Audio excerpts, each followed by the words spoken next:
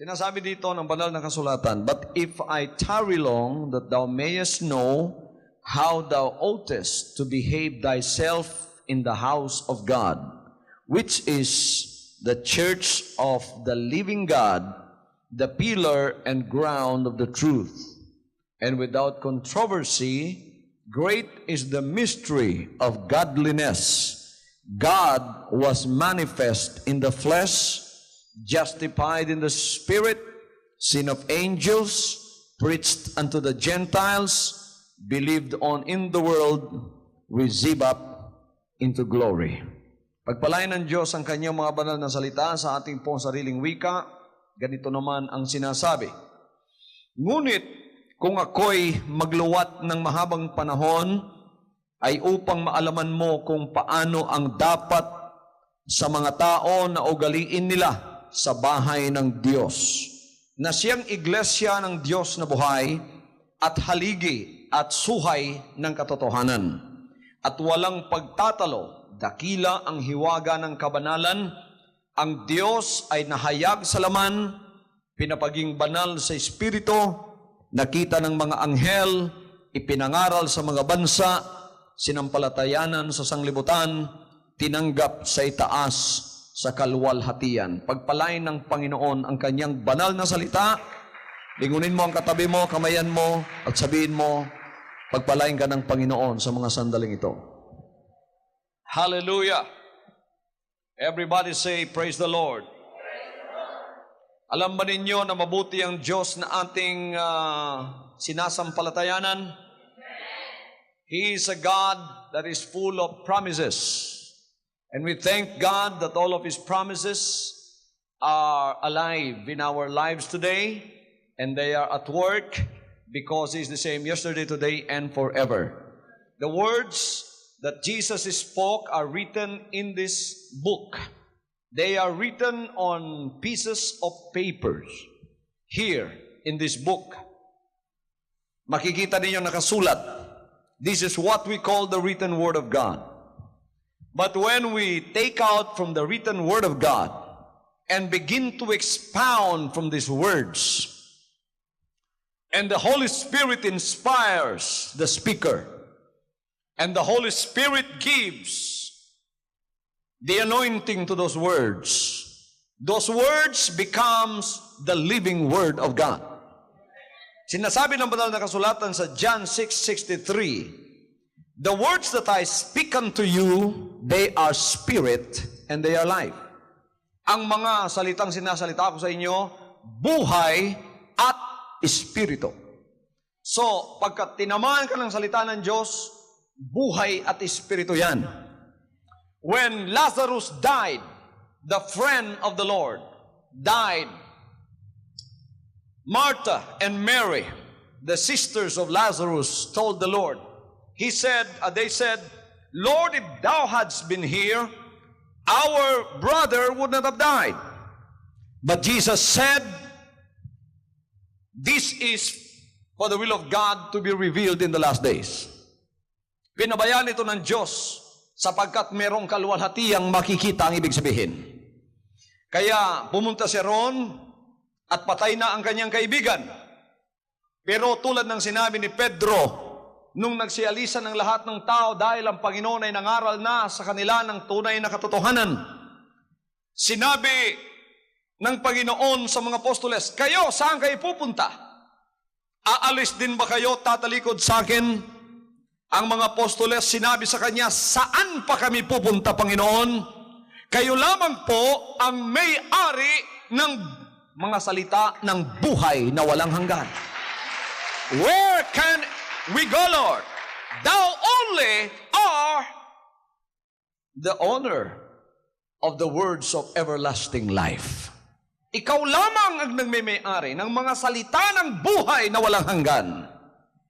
Pagka tinamaan ka ng salita ng Diyos, may mangyayari sa iyo. Lazarus was dead. Jesus told Martha and Mary, "I am the resurrection and the life. They that follow with me, though they are dead, yet shall they live again. And those that follow after me, and are alive shall never taste of death. Martha, Mary, your brother shall live again. Jesus told the people that were around, take away the stone. Sapagkat noong mga panahong yon, ang libingan ng tao tinatakpan lang ng bato. So when they took away the stone, Jesus Christ stood before the tomb of Lazarus, and the words of eternal life reverberated from that time unto our times today. He shouted, he said, Lazarus, come out! And what happened? Yung mga salitang yon pumasok doon sa libingan, at ito ay tumama doon sa katawan ng patay na tao. Nang ito ay tumama doon, mga kapatid, nagkaroon siya ng espiritu, nagkaroon siya ng buhay, at siya ay lumabas mula doon na nagkaroon ng buhay. People today that are spiritually dead are equals to the life of that lifeless person, Lazarus in the tomb. You don't have to be in the tomb lying horizontally to be dead in the sight of God. You may be walking vertically, but if you are spiritually dead and you have no relationship with God, you are spiritually dead, equals to that lifeless body in the tomb.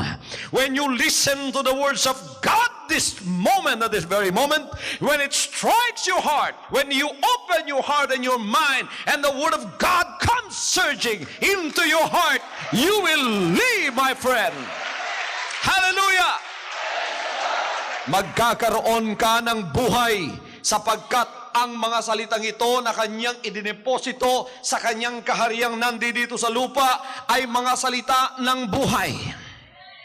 Mga anak ng Diyos, nandito sa kanyang kaharian ngayon sa lupa. This is an unseen kingdom. It is not a kingdom as people views it in the human sense. Because in a human viewpoint, they look at a kingdom like a man-made organization or institution. It is a man-made denomination or religion. It's not. That is an inorganic organization that man has made for himself. And it's pretending to be the kingdom of God when in fact it's not. The kingdom of God is not seen because the Bible says it is in us. The kingdom of God is in us. Hallelujah. You can let the kingdom of God come into you. When you come to Jesus Christ and you have done what He has done to the forces of the enemy. He came down from heaven and He proved to Satan and his cohorts that following the commandments of God here on earth will give you life, will give you spirit. Anong sinabi ni Satanas doon sa langit nung siya'y nagrebelde sa langit? You know, Satan is an angelic being. Si Lucifer ay isang arkanghel. Siya sa katunayan ng pinagkatiwalaan ng Diyos ng lahat ng kanyang property sa langit. Alam ninyo, ang langit talagang kaharian po yan, mga kapatid. Napakagandang kaharian ng ating Panginoon. At naruroon ng mga anghel. Ang mga anghel na may ranggo ay tinatawag ng mga archangels. At sila'y pinagkatiwala ng Diyos sa lahat ng bagay. Isa na rito si Lucifer. Ngunit si Lucifer, mga kapatid, I don't know, from somewhere, from down somewhere, there is a discontentment that Lucifer hatched in his heart, and he distributed it to other angels in heaven. God knows about it, but God did not stop him. Because God is not a God of insecurity. He is a God of power. He is a God of goodness. He is a God that created everything. Hallelujah! Pinabayaan niya, lumakad si Lucifer. Pagkatapos, sinabert niya ang kaharian ng Diyos at ang kanyang pamamahala sa langit. At sinabi ni Satanas sa lahat ng mga naroroon, God is not good. Look at these restrictions that God is giving to us. He's giving us all of these kinds, all kinds of laws that restricts our movement. If we can just get out of the governance of God, then we can really be free. We are free moral agents, and let us be free and do whatever we want to do. Pinabayaan siya ng Diyos, mga kapatid. Lumakad siya at ganun ang ginagawa niya. He made the kingdom of God look very bad in the sight of angels.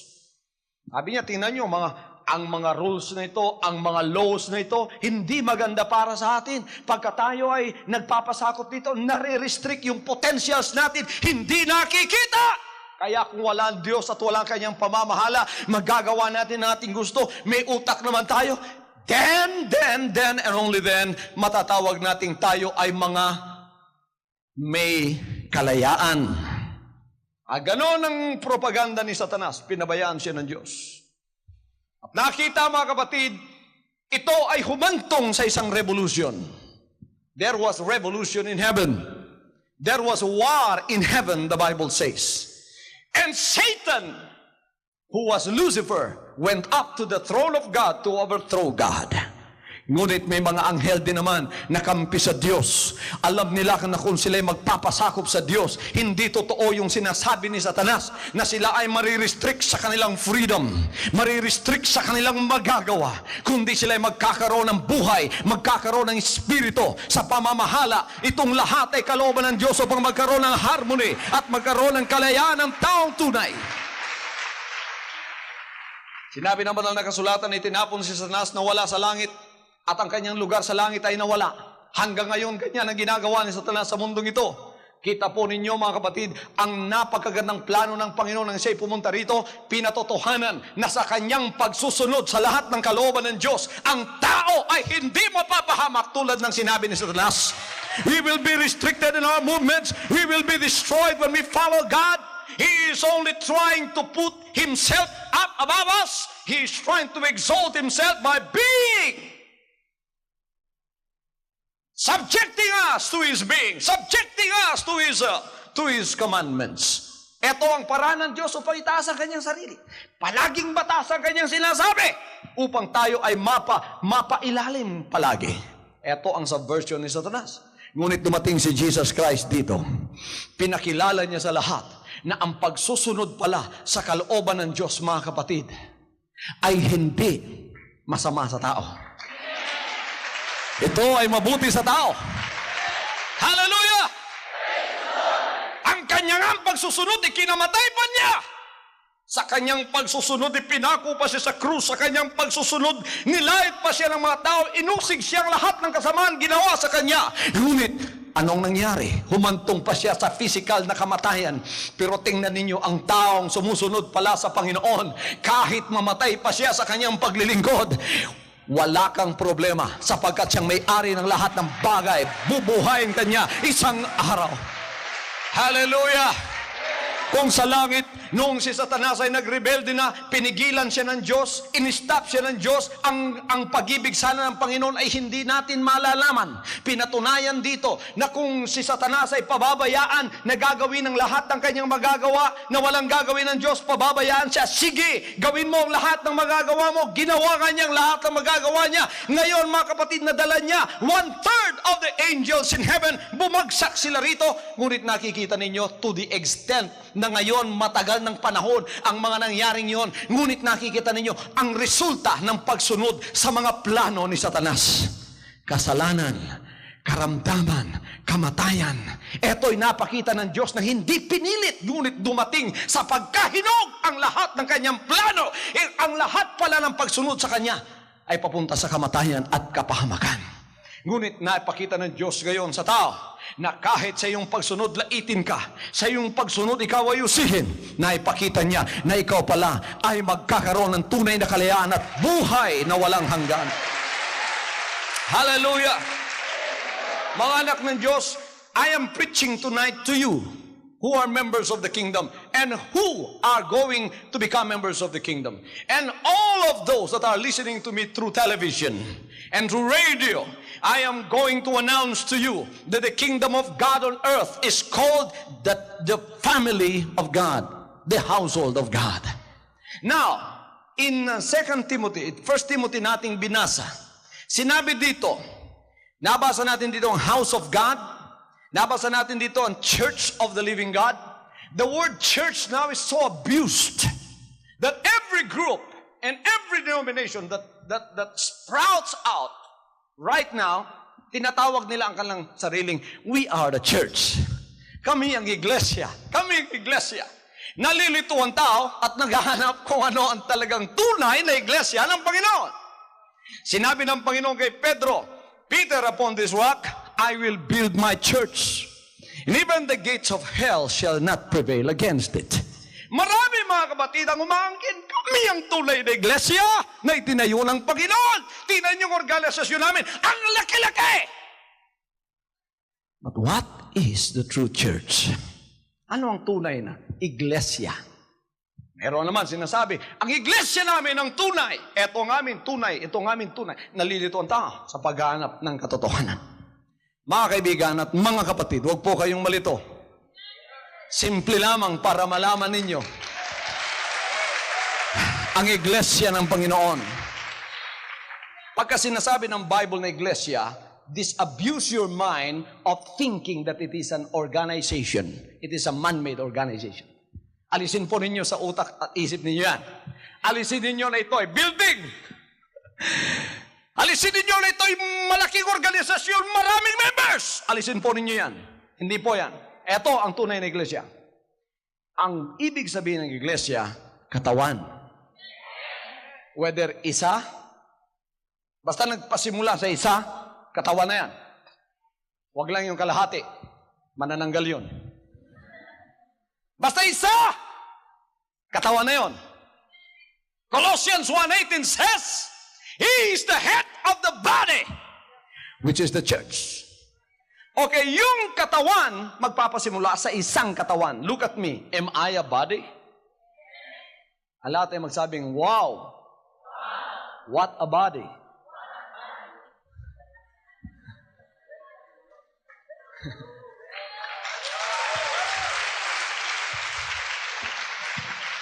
Hallelujah! I have a body and I have a head. This is the anatomy of a human body. My body is nothing without my head. Nakakita na kayo ng isang taong pugot, walang ulo. Marami akong narinig na istorya tungkol dyan. Yun daw simbahan nilang luma, meron daw lumalakad doon, pugot, walang ulo. Ay, ibig sabihin noon, mga kapatid, masama yun. Sapagat ang katawan na walang ulo, hindi maganda. Sira ulo, hindi rin maganda. Ngayon, ang pinag-uusapan natin ng iglesia ng Panginoon, ang ibig sabihin, ang katawan ng Panginoon. Sino ang Panginoon? Diretsong pagkasabi, katawan ni Jesus Christ. Yon ang kanyang iglesia. So, ang iglesia pala ay katawan. Hallelujah! Magpapasimula sa isang katawan, dalawang katawan, tatlong katawan, 4, 5, 6, 7, 8, 100, 1,000, 1,000,000. Magpasimula muna tayo sa isa. Paano kung matatawag na ang aking katawan ay katawan ni Kristo? Kung ang ulo ko ay si Kristo. Paano mo masasabing si Kristo ang ulo mo? Natural ang katawan ang sinusunod niya ang kanyang ulo. Kaninang umaga, gumising kayo. Anong sinabi ng ulo niyo sa inyo?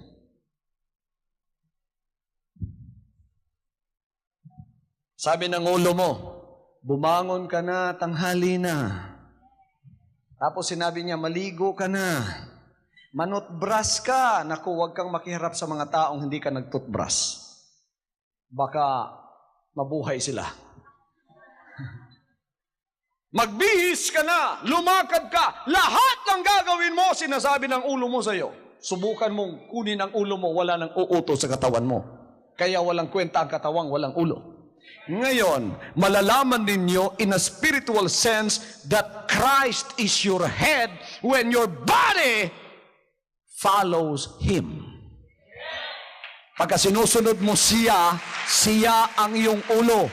In other words, kung sino ang sinusunod ng ulo mo, ng katawan mo, yun ang ulo mo. Paano mo naging ulo si Kristo? Lumapit ka sa Kanya at nangako sa pagsisisi at sinabi mo, mula ngayon, hindi na po ang kalooban ko ang masusunod, ang sa inyo na, Panginoon. When you do that, you become automatically the body of Christ.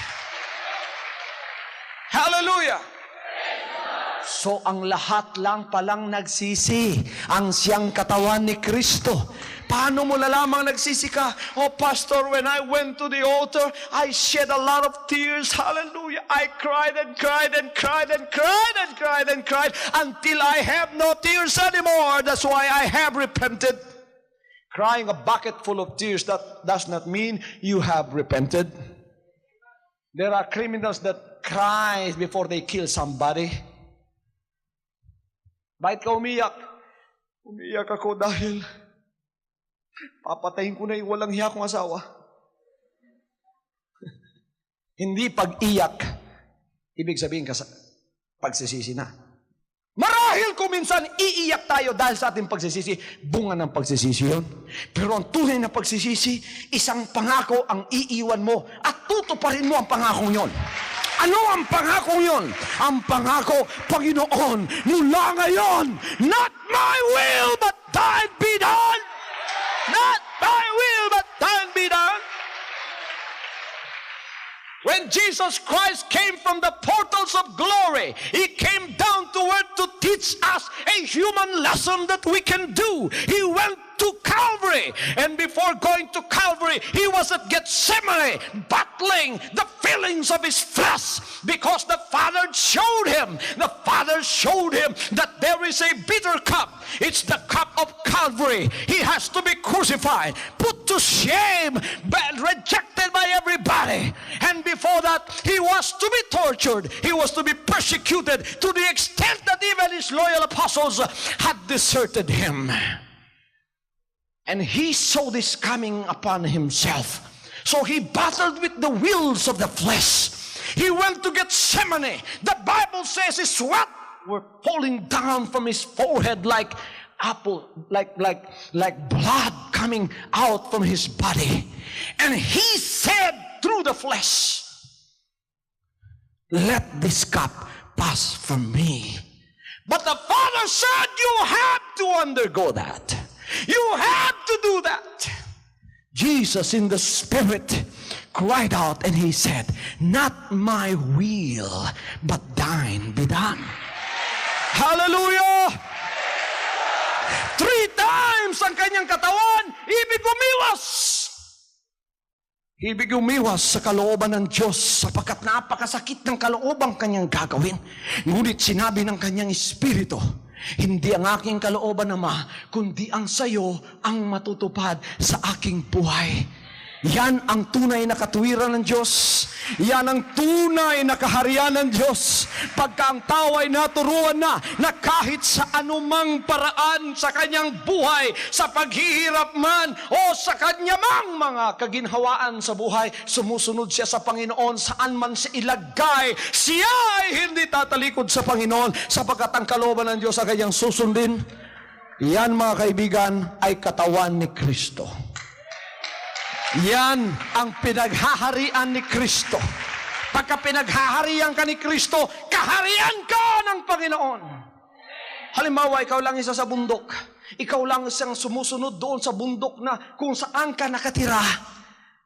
Bless your life, because in heaven, heaven's angels rejoices with you, looking at that soul mountain where you are only the individual that follows Him. You are still an extension of the kingdom of heaven, and heaven rejoices with you wherever you are. You are the church of God.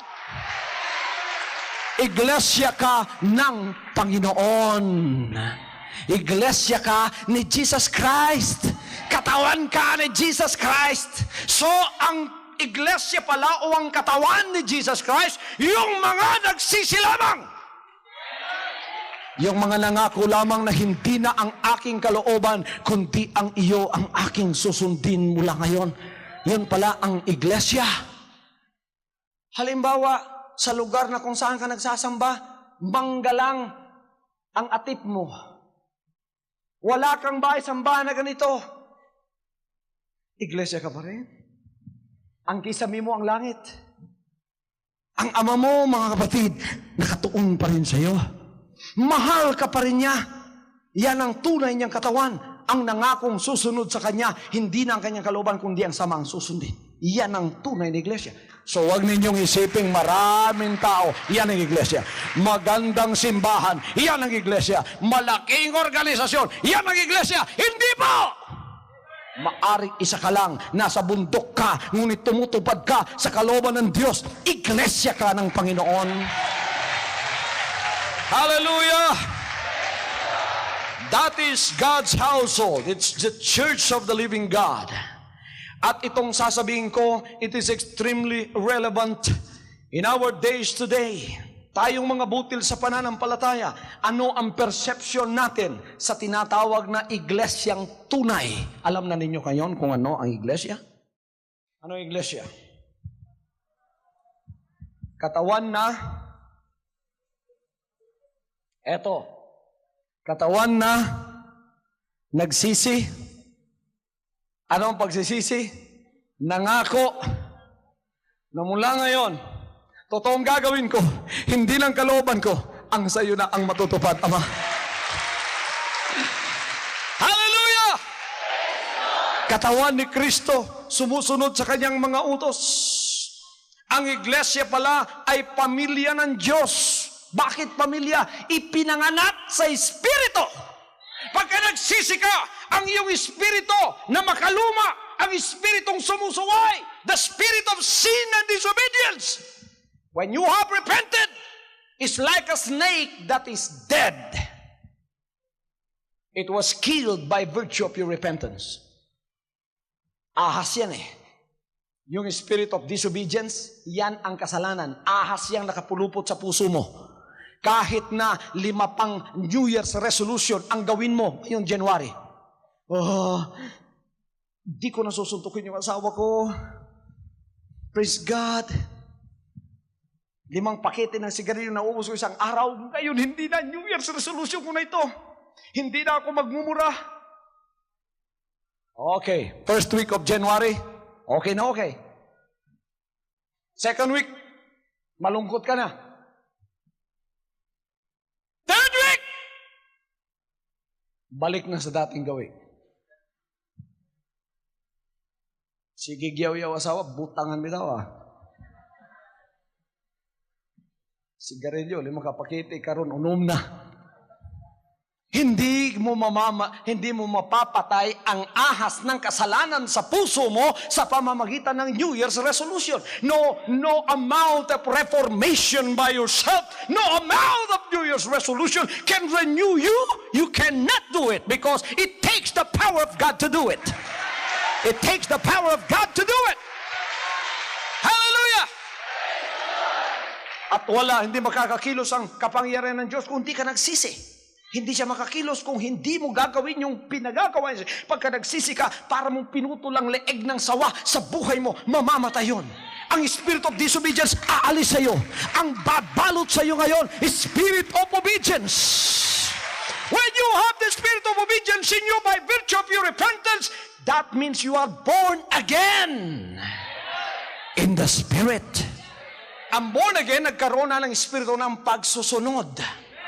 Pagka nagkaroon ka ng espiritu ng pagsusunod, galing na sa Diyos yun, kapangyarihan yun. Anong kapangyarihan? Ano man ang gawin ni Satanas sa buhay mo for you to disobey Him, you are surprised because every day, how can I do this? I'm like swimming against the tide of humanity. Everybody's sitting around me.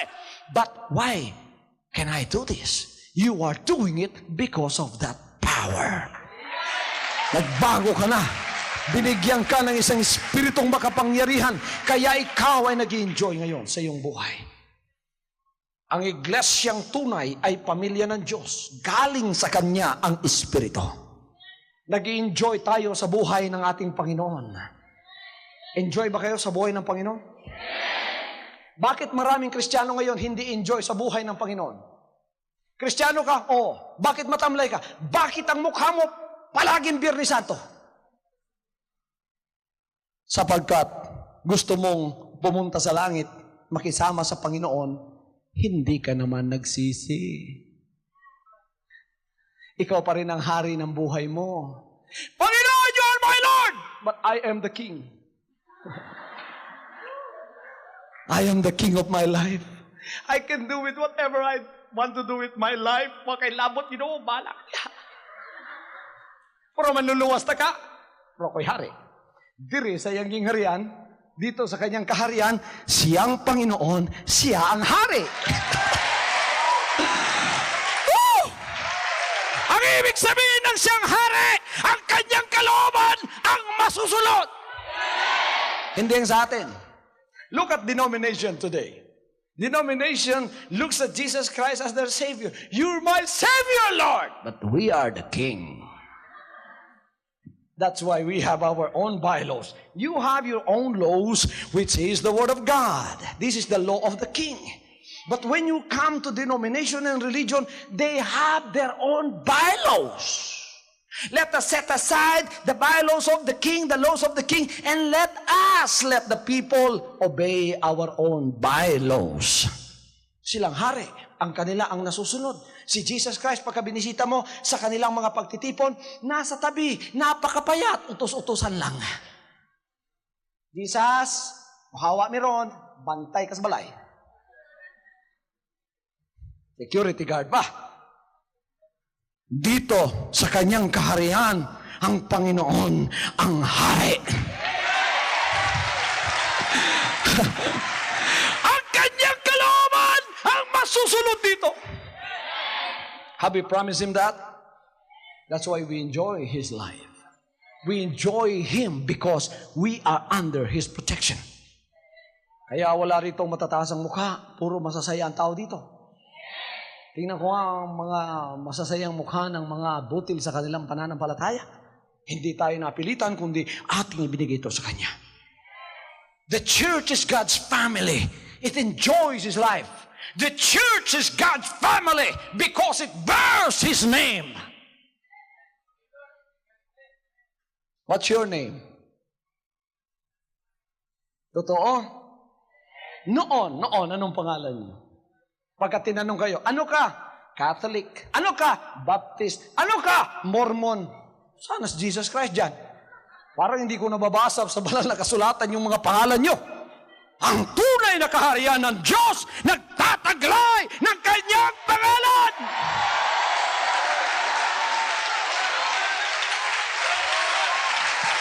Hallelujah! Hallelujah! The church is God's family because it projects His image. Sino nakita yung image dito? Si Jesus Christ. Amen? Ang kanyang buhay ang nakikita natin dito. Amen? Kaya nung nakaraang kong pangangaral, nung nakaraang mga linggo, sinasabi ko sa inyo, bakit naging ganito ang buhay ko? Bakit hanggang ngayon ganito ang pinamumuhay ng Panginoon sa akin? Sabi niya, kailangan maging pattern ng buhay mo sa buhay ko. Hallelujah. You are my representative. The church is not only His family, but the church is God's army. It acknowledges the commands of the Lord. Kinikilala ba ninyo ang mga utos ni Jesus Christ? Sino dito ang kumikilala sa kanyang mga utos? Hallelujah! Sinabi ni Paul, the apostle, sinabi niya, Paul, an apostle of Jesus Christ by the commandment of God our Savior and Lord Jesus Christ, which is our hope. And I besought thee to abide still at Ephesus when I went into Macedonia, and that thou mightest charge some that teach no other doctrine but the commandment of God. Si Paul naririto sa kanyang pagiging apostol sapagkat may mga utos ang Panginoon sa kanya. Tingnan ninyo mga kapatid, sinasabi ng banal na kasulatan, now, the end of the commandment is charity out of a pure heart and of a good conscience and of faith and faith. Palaging kinikilala ang utos ng Panginoon. Ano nga ang utos ko nang ako'y pinadala niya? Itaas ang kanyang pangalan, ipamuhay ang kanyang buhay, ituro ang mga salita niya sa lahat ng mga anak niya. Hallelujah! This is not only a group of fellowshipping believers, but we are the army of God. We are the army of the Lord Jesus Christ. Ang mga armas natin hindi armalite.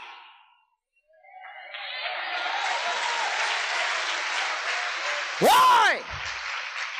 Because we battle not against flesh and blood, but against principalities and powers and wickedness in high places.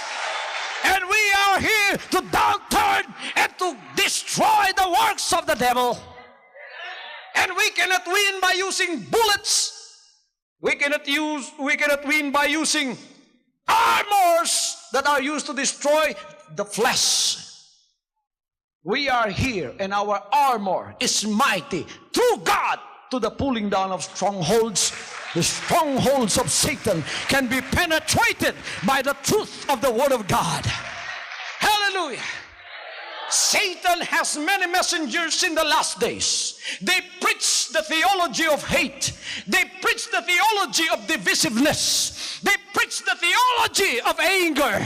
But we are here, the army of God, and we are using the weapons of our warfare, which is the theology of love, the theology of truth, the theology of light. Hallelujah!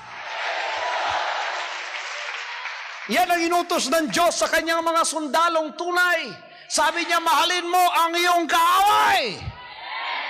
Kaya pag kami nangangaral, sinisiraan ng iba, hindi galing sa Diyos yan. Galing kay Satanas yan. Sapagkat ang utos ng Panginoon sa mga tunay na mga ngaral, mahalin mo ang iyong kaaway. Hallelujah!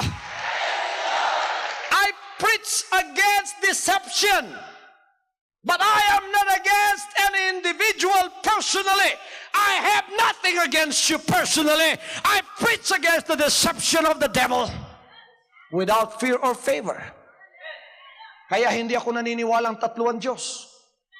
Ilang beses ko nang binasa ang Bible from the Old and New Testament. Pero ni isang verse, wala akong nabasang ang Diyos ay tatlo. Kung meron, puntahan ninyo ako hanggang naghihintay ako. Basta hindi tinuro ng Apostoles, I am there to preach against it because I love the souls of the people of God. Somebody must stand and be counted, and somebody must preach about it. I am not only against it, but I am for the truth. Kung ano nakasulat sa banal na kasulatan, iyan ang aking ipinangangaral. Walang kulang, walang lapis. Kailangan tanggapin natin. Kung ano ang hindi natin mababasa riyan na hindi pinangaral ng ating Panginoon, huwag nating tanggapin. Pastor, ito po'y galing pa sa aking kanununuan. Hindi ko po maaring payan ito. I have a sentimental value dito. Lahat ng sentimento mo, gawin mo na, pero hindi makapagliligtas sa iyo yan kung hindi tinuro ng Panginoon. When it comes to salvation, ito lamang ang ating authority. When you stand before God, you will be asked one day about every teaching that you have received, whether it is of God or not. Kaya dito pa, sinusubukan ko na ang lahat, nangangaral ako sa katotohanan. Sabi ko, yung mga tinanggap ninyo na mga pagtuturo, tatayo kaya yan? Ang tunay na iglesia ng Panginoon tumatanggap ng utos sa Kanya. Pakinggan ninyo ito. Na sinabi niya, iglesia ba kayo? Pakinggan ninyo ito. 1 Timothy 3:16. And without controversy, great is the mystery of godliness. What is the mystery of godliness? God was manifest in the flesh.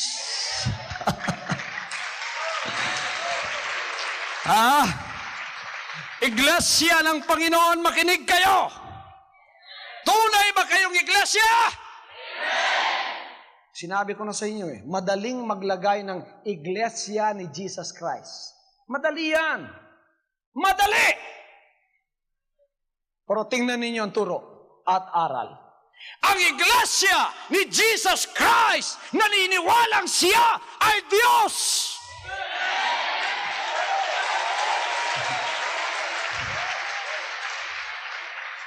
At nagkatawang tao lamang.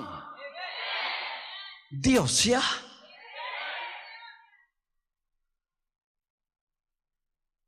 Ako tao. kung noon ako'y gahom magpakakabaw, karon dahil mahimo kong kabaw. Ingon mo, mao ni taong nagpakakabaw. Di gyud ko kabaw, tao ko.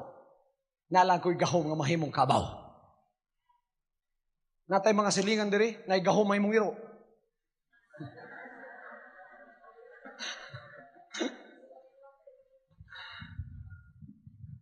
Sama na, Sigbin? Ang Panginoon, Diyos! Iglesia, makinig kayo. Iglesia ni Jesus Christ, makinig kayo. John 1:1, in the beginning was the Word was with God, and the Word was God. John 1:14, and the Word was made flesh. Hallelujah. Oh, i-connect nga ninyo yung last part, yung conclusion ng John 1:1. John 1:1, the conclusion was, the Word was God. And the Word who was God was made flesh. And then, 1 Timothy 3:16, great is the mystery of godliness. God was manifest in the flesh. Ang tunay na iglesia ni Jesus Christ, naniniwalang siya ay Diyos. Nagkatawang tao. Kaya pagka sinasabi nyo, Diyos, hindi Diyos, tao lang, bogus kayo. Bogus kayo. Peke. Hindi nyo mababasa sa banal na kasulatan, si Kristo ay tao lang. Tao siya, ngunit bago siya naging tao, ay Diyos siya. Hallelujah. Sa kanyang pagiging Word, si Jesus Christ ay Diyos. Ang tunay na iglesia ay magsabing, praise the Lord. Praise the Lord. Yan ang tunay. Yan ang kukunin. Hallelujah! It identifies with His cause. It fights in His battles. Hallelujah. I'm so glad I'm a part of the kingdom of God.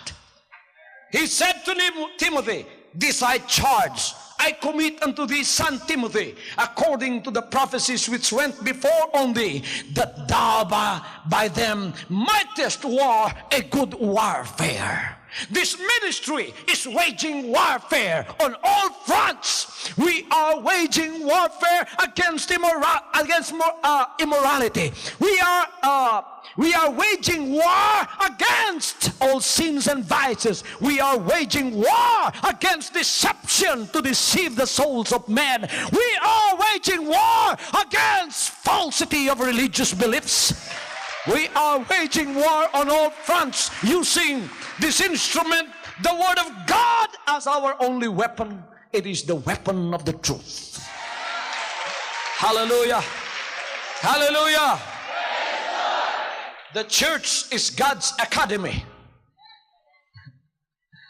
Hallelujah. I'm so glad that some of our brothers here are members of the academy. They are owners of schools teaching young people on how to become responsible when they go out and live their life in our society. Hallelujah. Pero itong kaharian ng Diyos dito sa lupa ay hindi lang pala fellowship ito. Ito palang kaharian ng Diyos dito sa lupa. Ito ay paaralan ng Panginoon na kung saan mapag-aaralan natin ang kanyang mga banal na kalooban. But if I tarry long, Paul said, that thou mayest know how oughtest to behave thyself in the house of God, which is the church of the living God, pillar and ground of the truth. This is the pillar and foundation of the truth. Haligi at pundasyon ng katotohanan. Anong katotohanan iniyaw ko sa Pilipinas? Ano ang katotohanan isinisikaw ko sa Pilipinas? Ang Diyos ay isa, hindi tatlo. Meron nyo ngayon, iba-iba nang naglilipan ng mga turo. Meron namang narinig ko, ang Diyos daw ay dalawa. Isa junior, isa senior. Jehovah is a senior God, Jesus is a junior God. Where have you read that? Saan mo nabasa yan? Pagkat tumayo ka sa harap ng judgment ng Panginoon, patay kang bata ka. Tatanungin ka, saan mo nabasa junior God at senior God? Meron bang ganon? Basta sinabing God Almighty na yan! Hindi niyo mababasa dalawang Diyos! Hindi niyo mababasa tatlong Diyos! If this is the authority of our judgment in the last days, we better go back to the Word of God, my friends, my people in the Philippines. We better go back to the teachings of the Word of God. Lay aside all your man-made traditions and doctrines, and let's go back to the commandments of God. We have the Father, the Son, and the Holy Spirit, but the Bible says there are no three gods. I believe in the Father, I believe in the Son, I believe in the Holy Spirit, but it does not say they are the Trinity. It doesn't say that. This is the pillar and foundation of the truth.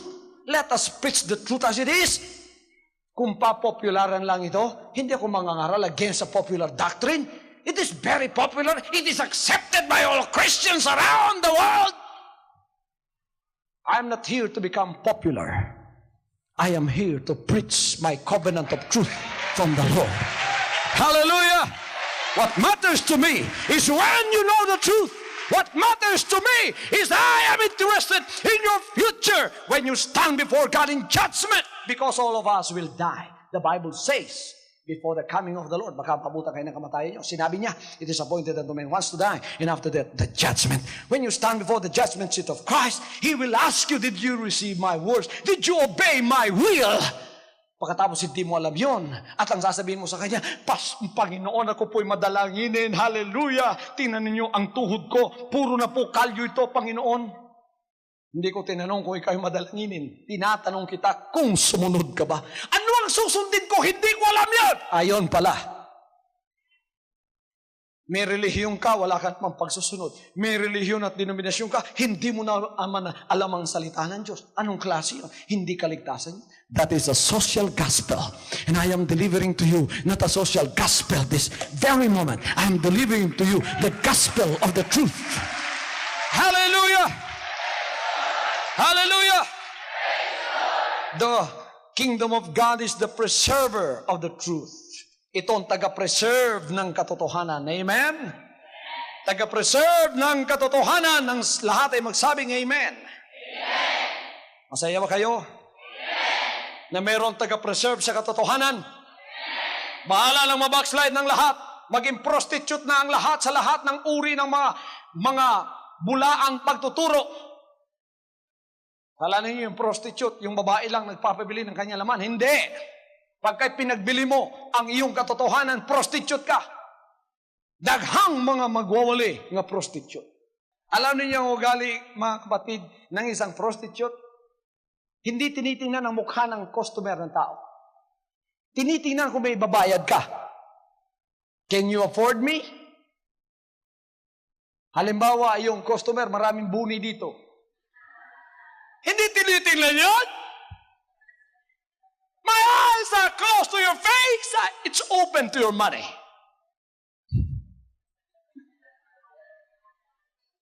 There are many preachers that are prostituting the gospel. I don't look at your doctrine. Can you afford me? Kung ako'y mangangaral sa iyong denominasyon, magkano ang mababayad mo sa akin? $2,000 a month. Pwede na na. Anong ipangangaral ko? Sabihin mo, 4 ang Diyos. Binasa niya, wala namang 4 na Diyos, pero may $2,000.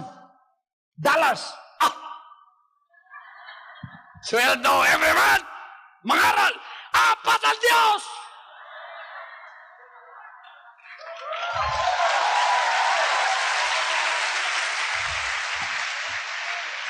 Mga kaibigan at mga kapatid, kung tayo'y nasa katotohanan, bahala ng asin ang kainin natin at damo. Huwag ninyong ipagpili ang katotohanan.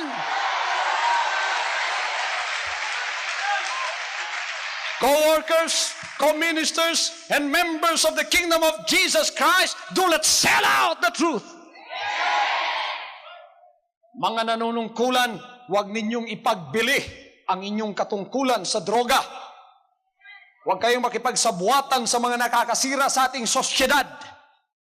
tayo namang nasa spiritual realm, manalangin para sa kanila. Manalangin, ang masasamang espiritu sa Pilipinas ay lalayas. Hallelujah!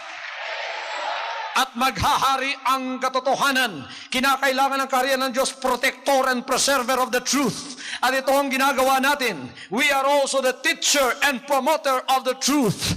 Kailangan tayo magturo at mag-promote ng katotohanan para ang lahat ng mga anak ng Diyos ay magkaroon ng malinaw na pag-iisip. Why people are confused? Because they have received wrong informations. When you receive a wrong doctrine, your mind begin to be clouded and you cannot think clearly. Pero pagkakatotohanan ang natanggap mo, linis ang iyong isip. Makapag-decide ka ng maganda sapagkat maliwanag ang pag-iisip mo. Hallelujah! Kaya nalilito ang napakarami sapagkat mali ang kanilang tinanggap. Huwag kayong malito mga anak ng Diyos. Ito ng pagkakataon natin na tumayo. Pinadalan tayo ng kaharian ng Diyos dito sa lupa. Meron palang makakasunod na hindi pala kayo mapapahamak pagkasumunod kayo sa kalooban ng ating Panginoon. Marahil hahamakin kayo, marahil uusigin kayo, but God is there as your refuge. He will not forsake you. He will not abandon you. He will be with you until the end of this age. The church is God's community. I don't call it the church today. I call it the kingdom of God. This is God's community. It's the community of the redeemed. Ito'y komunidad ng mga nailigtas. Lahat ng mga butil sa pananampalataya, I am inspired to always preach the truth to you because we have one precious faith in which we share together. Sarap ng mga salita ng Diyos. Tayong lahat mayroong espiritu ng pagsisisi at pagkatapos tinanggap natin yan, not my will, Panginoon. Kaya pagka nangangaral ako ng salita ng Diyos, maliit man o malaking kalooban niya, mabigat man o magaang na kalooban, natatanggap natin sapagkat yan ang ating ipinangako, Panginoon. Tatanggapin namin ang iyong mga salita, no matter what. Lord, we will receive your words. We will walk upon these commandments. When you come, Lord, we will bear the light with you. And we will tell the devil and the world, you cannot. And you cannot attack us.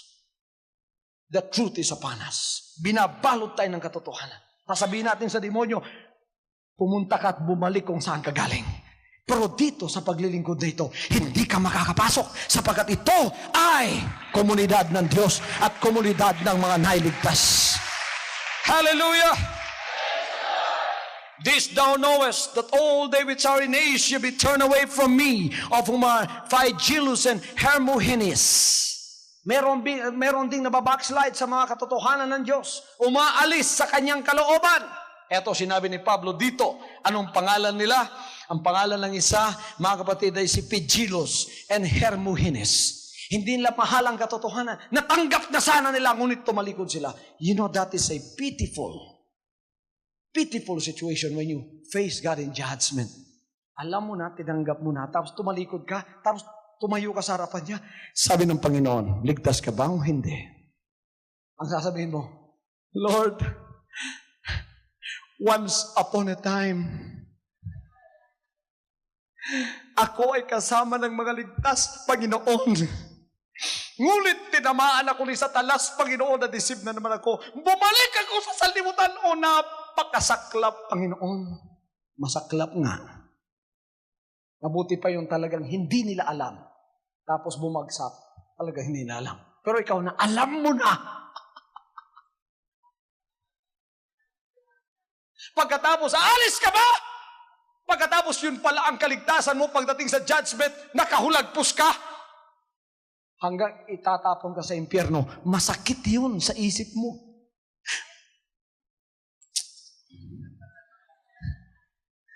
Luwas naman ng tako, eh. Hallelujah! Ligtas na sana ako, oy! Bakit nabitiwan ko pa? Tapos maaalala mo yung kaibigan mo na humimok sa yung bumalik sa sanlibutan. Katuwang yung akong higala, eh. Panulay dito. Pagkatapos yung mo na yung higala, nasa yung tapad. Pat yun tamang, kung saan pagpatay-patay na tando, ha?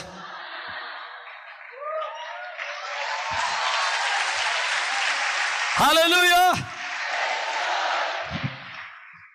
This is the community of the regenerated.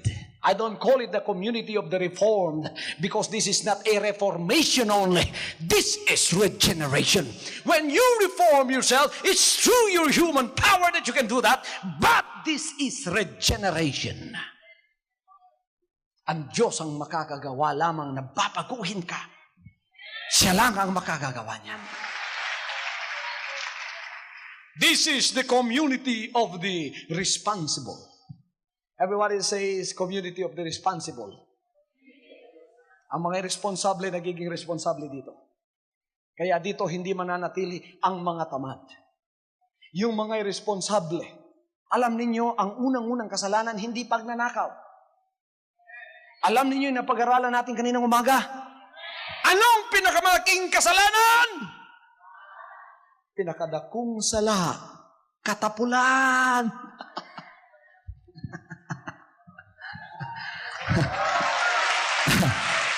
Komunidad ni sa mga responsable.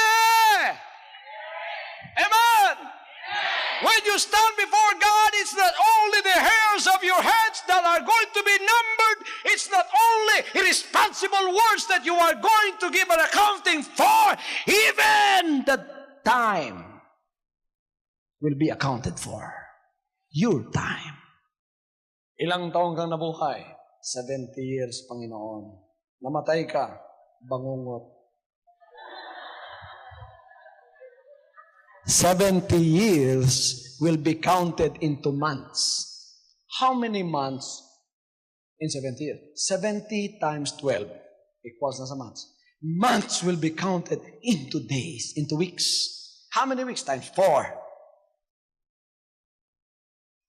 How many days times 365? How many minutes? Yung 70 years gagawing minutes. Yung 70 years gagawing seconds. Tapos bibilangin lahat kung anong ginawa mo sa time na yan. Ilang oras ka natulog sa 70 years? Ilang oras ka nagtrabaho sa 70 years? Ilang oras ginasto mo sa pagkain sa 70 years? Ilang oras ginasto mo sa CR sa 70 years? Nakasulat lahat yan. Baka magtaka kayo pagdating doon. 70 years. Out of 70 years, pagkwenta ng Panginoon, 65 years ginasto mo sa pagtulog.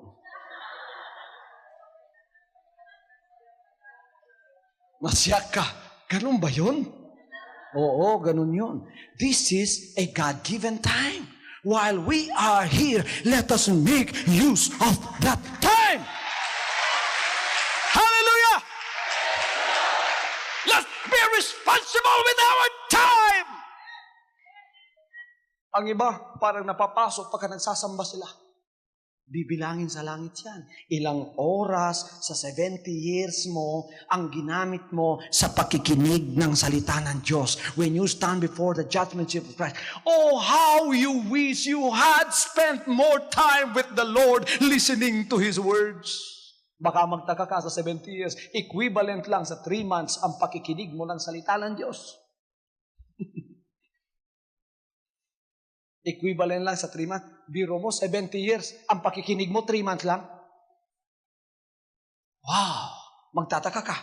Kaya ngayon, kayong mga anak ng Diyos narito, pagka nag-o-overtime kayo dito, mas maganda sa record ninyo yan. Hallelujah! Hallelujah! Walang butil na tamad. Walang butil na irresponsable. Lahat sila irresponsable. Kung ano ang pinagkakatiwala ng Diyos sa inyong mga kamay ngayon, kailangan mapagkatiwalaan kayo. You become a solution to those problems in your own responsibility, in your own area of responsibility. Workers, are you listening to me? Members, are you listening to me? You want God to bless you? You have to be responsible with whatever is in your hands today. How did God trusted us with this big ministry? He didn't trust us all of a sudden na ganito na kaagad. Hindi.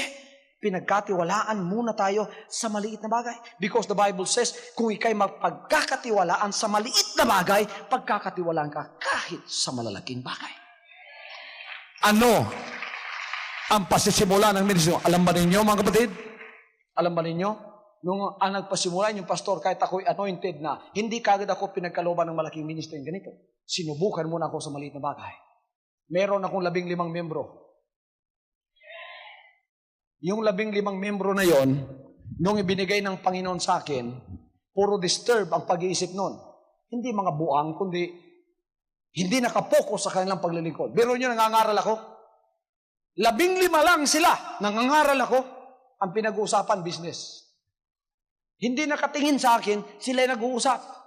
Ilang sako yung pagpapabili, ilang sako bibilhin. Si Pastor Kibuloy nangangaral sa harap. Pagkatapos, kung may plema pa yung kanilang lalamunan, hindi pansin yung service. Tatayo.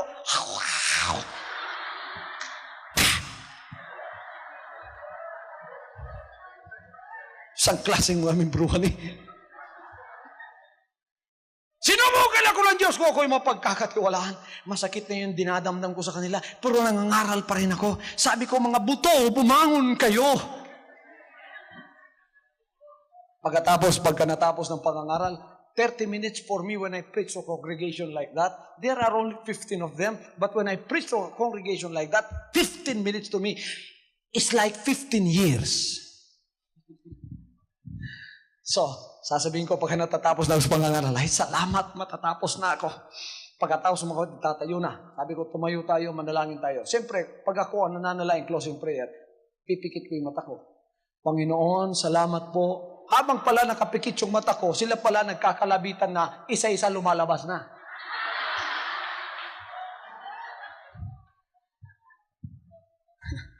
Ako'y nanalangin para sa 15. Lord, pagpalay po niyo 15 ito, Panginoon.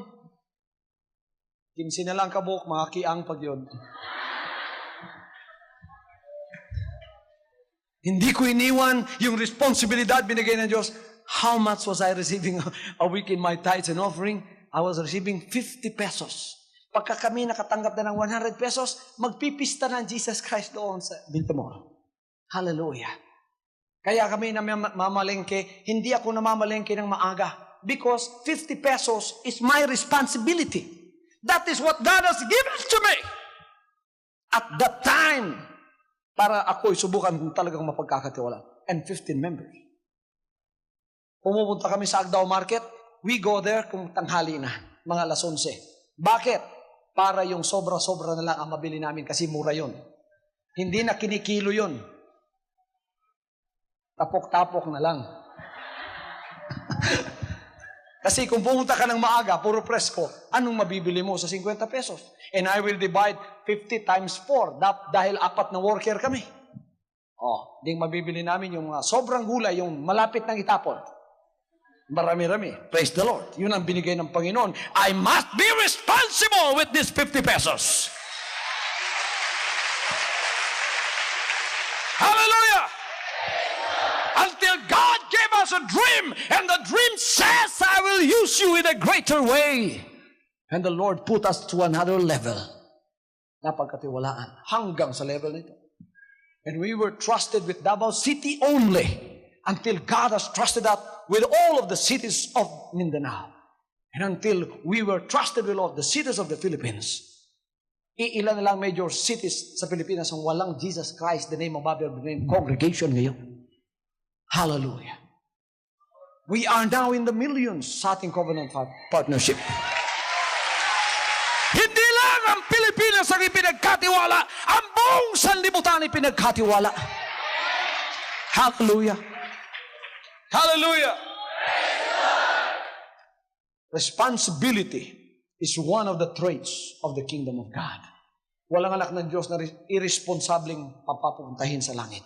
Dapat maging responsable tayo. Kung ano ang nasa sa kamay mo ngayon, you want a greater blessings?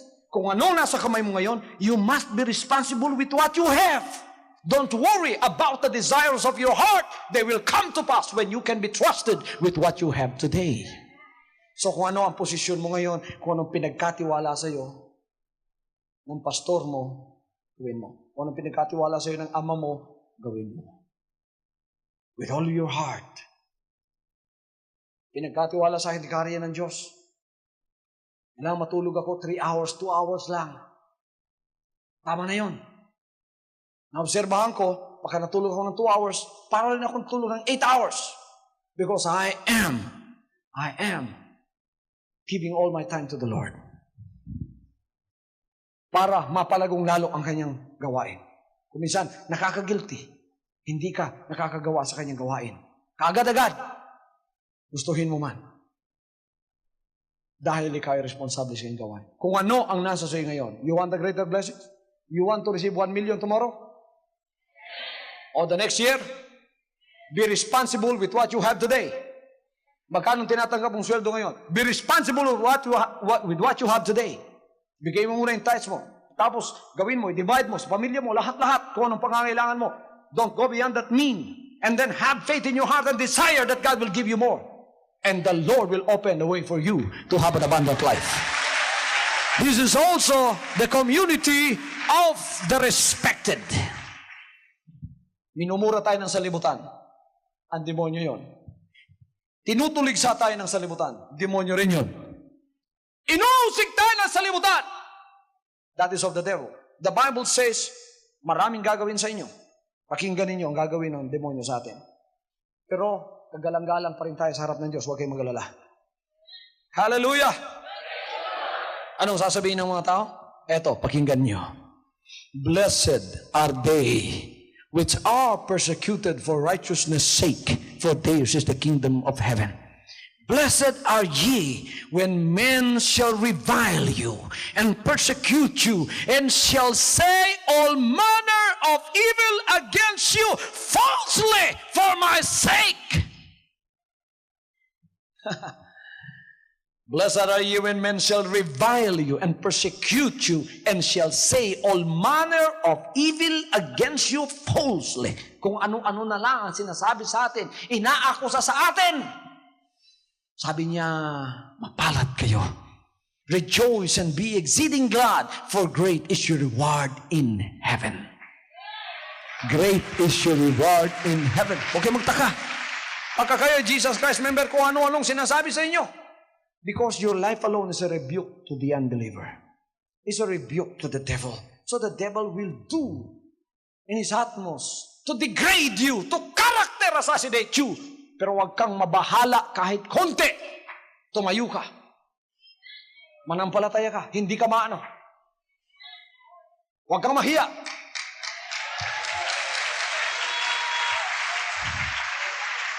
Pagpapalain ka ng Panginoon. The more that people put you down, the more that God will bring you up. Blessed are they that are reviled and persecuted. They that are abased shall be exalted. Ang nagpapataas, ibababa. Ha? Kaya huwag kayong magtaka kung kayo ay inuusig.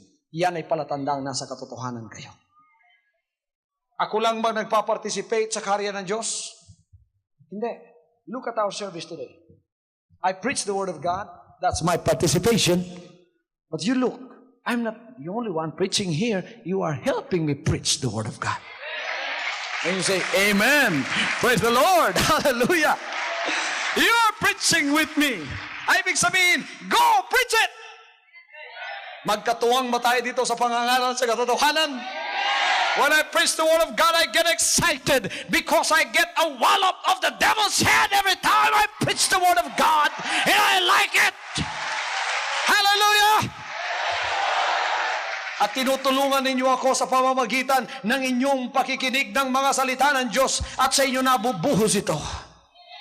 Our participation is not only individually, but we participate with all of our family. Ang family roots natin, ang family relationships natin, ang family realities natin, itong lahat ay kasama sa participation ng kaharian ng Diyos. We participate in the army of God. We recognize the authority of the Word of God. Do you recognize that? We recognize the acceptance of discomfort. Hallelujah. Pagka tayo nagpapailalim sa authority ng Diyos, mayroong mga discomfort na mangyayari. Sinabi niya, the birds of the air have nests. the foxes have holes, but the Son of God has nowhere to lay His head. Pakay kaya naglilingkod, hindi lahat masaya, hindi lahat komportable. May mga bagay na unahin mo ang kalooban ng Diyos to your discomfort. Ang mga apostoles sinunay lang kalooban ng Diyos to their discomfort. Some of them were hacked to death. Some of them were stoned to death. Some of them were fed to hungry animals. It was not only a discomfort, it was the laying down of their lives for the Lord. Hallelujah. But they participated. Lahat tayo nagpa-participate sa mga bagay na yan. The conflict of involvement. Merong conflict sa involvement natin. Halimbawa, isang pamilya, gusto magpasakop sa karya ng Diyos. Kalahati ayaw. Ang kalahati okay. Ang kalahati ayaw. Pagkita sa bahay niyan, walang ibang pag-uusapan. They will have a quarrel in the house because of the kingdom of God. Mag-aaway na ngayon yung mag-asawa. Mag-aaway na ngayon yung mga anak. Yung kalahati kampi, yung kalahati hindi. Mayroong conflict of involvement. Hallelujah! Hanggang sa mabubuo sila. Nire-recognize natin yon.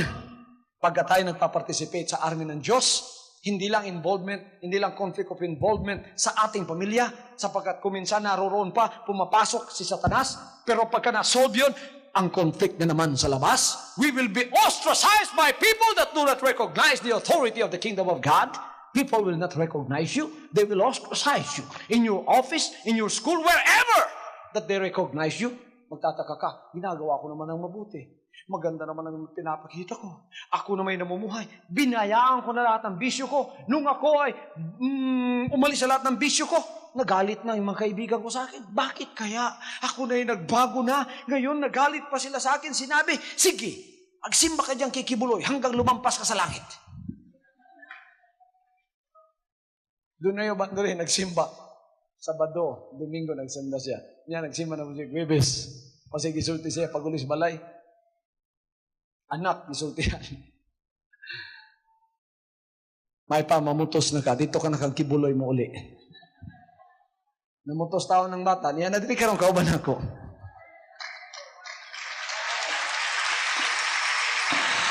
Hallelujah! What's this? This is a conflict between the light and darkness. This is conflict between truth and error. Pero ito ay ating sinasagupa sapagkat alam natin na tayo ay nasa katotohanan at ang Panginoon ay nasa sa atin. Do you participate in the academy of the Lord? You are here as students right now. Are you carefully paying attention to what I say? This is learning. Amen? Continual attention to this learning that you have to love it. Mahalin mo ang iyong napapag-aralan dito. Then you participate in the community of God. You want to participate in the community of God? There are rights and responsibilities in the community of God. Meron kayong karapatan dito, ngunit meron din kayong responsibilidad. Nagbibigay naman kayo ng tithes lahat? Responsibilidad yan. Why? When we don't give our tithes and offerings, we are sabotaging the kingdom of God because that is what God uses in order to propagate the gospel and in order to give glory to His name. Hallelujah! Hallelujah! Hallelujah! We give our services, we become unselfish. We give our faithfulness and we forget about favoritism. Our faithfulness says, no matter what, I'll be faithful to my obligation to the Lord. I'll be faithful and loving to Him because I know the purpose of why He has given us this kingdom of God here on earth. That's why He has given me this spirit of obedience. He wanted to use me as an instrument before He comes in the rapture and takes me to the kingdom of God in heaven. I must be an instrument of God here on earth in any way that I can. In any way that I can. Maybe I cannot preach like Pastor Kibuloy. I cannot become a television evangelist. I cannot propagate the gospel by TV like him. But I can be an arm, an instrument in giving my TV pledges. Para lalo pang dumami, lalo pang makapaglagay si pastor ng mga television program sa lahat ng mga istasyon. Lalo pa siyang makapaglagay doon sa ibang bansa lalo pang dumami, lalo pang maging modern ang ating mga equipment, lalo akong tutulong, ito'y gagamitin sa kanyang kalooban. I will participate. So we are not only spectators, but we are participators in the kingdom of God. You don't only see me and clap your hands because I preach the word of God, but you participate. Lahat ng inyong binibigay, siguro nalimutan na ninyo, pero may handang reward sa karya ng Diyos yan. Kundi dito, sa buhay na walang hanggan. Hallelujah! Hallelujah! Tutulungan ba ninyo ang inyong sarili para maging instrumento ng kaharian ng Diyos? Sinong tutulong sa kanyang sarili para maging instrumento sa kalooban ng Diyos? Pupunta ba kayo kung saan kayo inuutos ng Panginoon? Tayo lahat inutusan na maging faithful sa ating tithes and offering. Tayo lahat inutusan maging faithful sa ating attendance. Pastor, sa hapon po hindi na ako makapagsamba dahil gabi na. There is discomfort in coming over here because this is quite far away from the center of the city where you live. But nevertheless, you still come because you know that participation is very important. It can count in the kingdom of God. Hallelujah, kaya naririto kayo. Pag uwi ninyo mamaya, ang iba, magdi-dismiss tayo. Ang iba, makauwi, alauna na ng madaling araw. That is discomfort. Pero ninyo pinapansin yun, alam ninyo may reward sa langit. Hallelujah!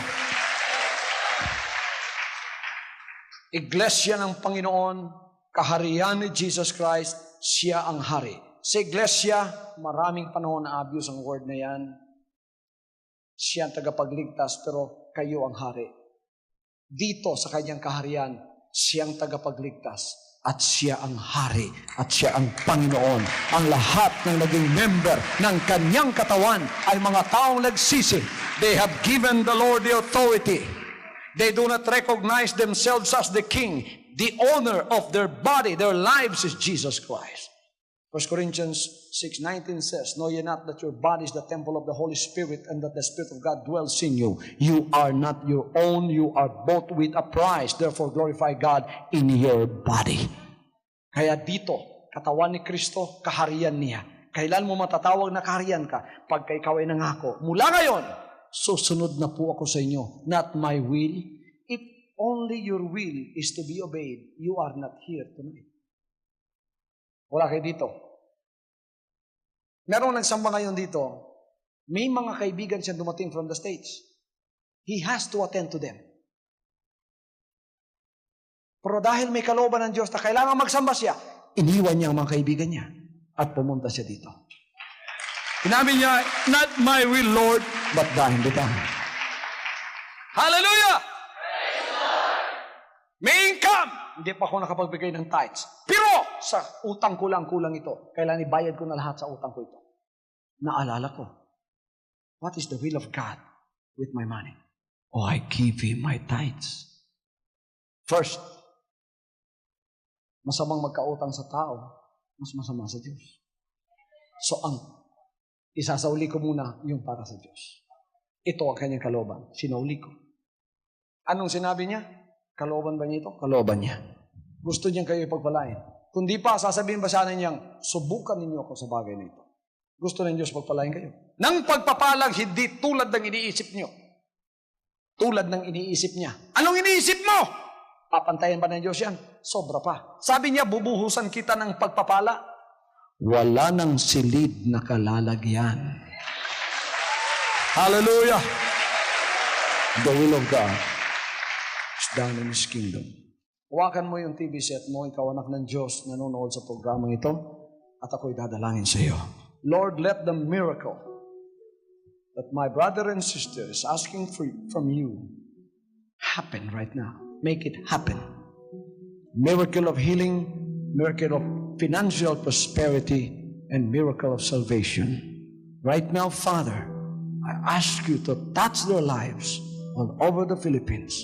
Lahat po ng nanonood sa programang ito, whether they are in the island of Mindanao, Visayas, and Luzon, wherever my voice is reaching them out to the truth of Thy word. let this word sink deep down in their hearts. Let the entrance of thy word gives them light of the salvation that you want for them to receive. In Jesus' name, let darkness be dissipated and let the light of God shine upon you. May your desires and requests of your heart be fulfilled in the soonest possible time. I pray in Jesus' mighty name. Amen and amen. From now on,